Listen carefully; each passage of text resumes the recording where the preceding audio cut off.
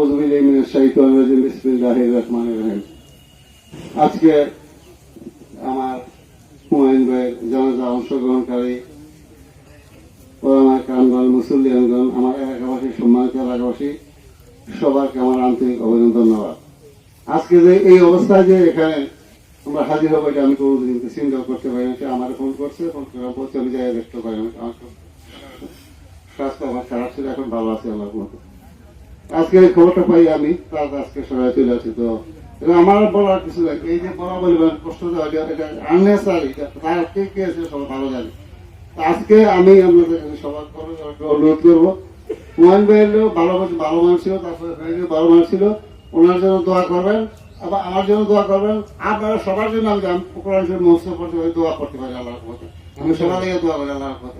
আপনারা আমার দোয়া করবেন, তারা সুখ সইতে পারে এবং তারা ভালোভাবে থাকতে পারে, সুন্দর থাকতে, এই দোয়া করবেন। এই বলে আমার বক্তব্য শেষ করছি। আসসালামু আলাইকুম।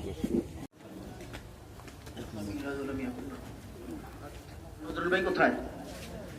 اللهم صل على سيدنا ونبينا وشفيعنا حبيبنا مولانا محمد صلى الله تعالى عليه وعلى اله وصحبه اجمعين اللهم امين الحمد لله رب العالمين والصلاه وعلى اله وصحبه اجمعين ইয়া রাব্বি কারীম মাওলা ওপর রৌদ্রের মধ্যে আল্লাহ তোমার এক বান্দার জানাজার নামাজ শেষ করলাম আল্লাহ, দয়া করে মেহেরবানি করে কবুল আর মঞ্জুর করানো আল্লাহ। আল্লাহ একটু পরে ওনাকে কবরস্থ করা হবে আল্লাহ, মাটির নিচে দাফন করা হবে আল্লাহ। মাবুদ গো, কবরের শুরু থেকে শেষ পর্যন্ত একেবারে হাসর নসর পর্যন্ত আল্লাহ তুমি এবং তোমার হাবিব তার জামিনদার হয়ে যাও আল্লাহ।